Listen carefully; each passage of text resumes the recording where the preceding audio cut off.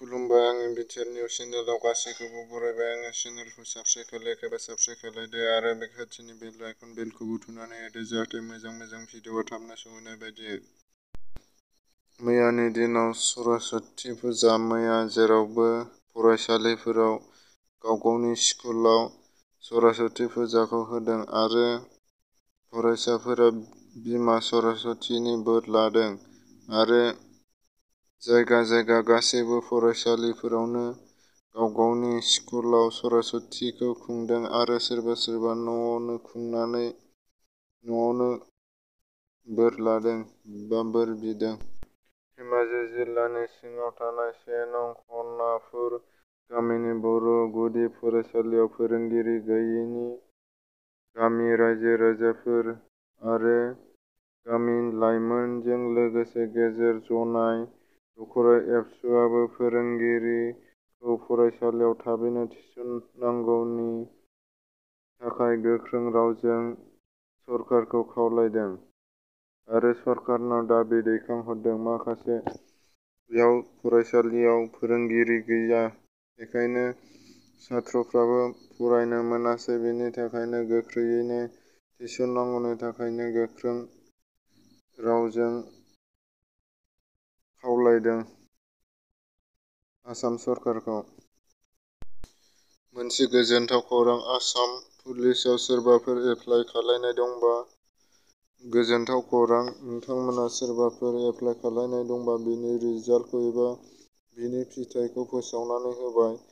गासै 597 मासि दंमोन।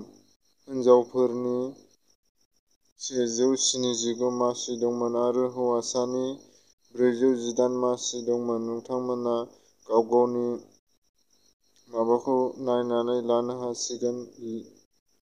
आसाम पुलिसनि वाट्सएप लिंकआव थांनानै नोंथांमोना गाव-गावनि आइडिखौ लानानै नायनो हासिगोन रिजाल्टखौ।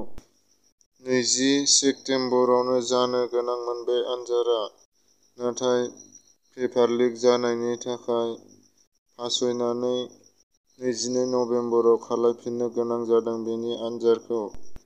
बिटिआर ओनसोलनि आथिखालाव गोबां बेकार जेंना, थामहिनबा खामानि गैयि जेंना ओनसोलनि लाइमोन सेंग्रा-सिख्लाफोरनि देरसिन जेंना महरै नुजाथिदों। बेखायनो आथिखालनि प्रमद बर' दैदेननायाव बि टि सि खुंथायआ जोंनि हादरनि लोगोसे इन्टारनेसनेल माखासे गिदिर जामिननि इउआरफोरखौ लोगो हमनानै सावरायलायनानै जिहेतु ओनसोलाव गावसोरनि माखासे कम्पानिनि ब्रान्सफोरखौ गायसननानै जोंनि ओनसोलाव बेकार लाइमोनफोर खामानि गैयि थिसननानै जेंनाफोरखौ फोजोबनो हाजोबथाय जाथाव बाथ्रा नङा, थेवबो खालामनो हागोन मिजिंथिनानै बिथांमोना एबा बि टि सि नि चिफ प्रमद बर'आ नाजागासिनो दं आरो बेखौ गायसननो थाखाय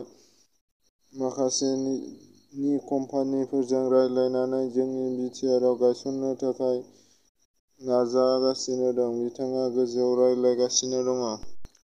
नगाव जिल्लायाव बिसारकति आयग धरेन्द्र शर्माया दाखालि समबाराव नायगिदिंदों। रहान आरो नगाव भट केन्द्रखौबो नायगिदिंदों आरो बिथाङा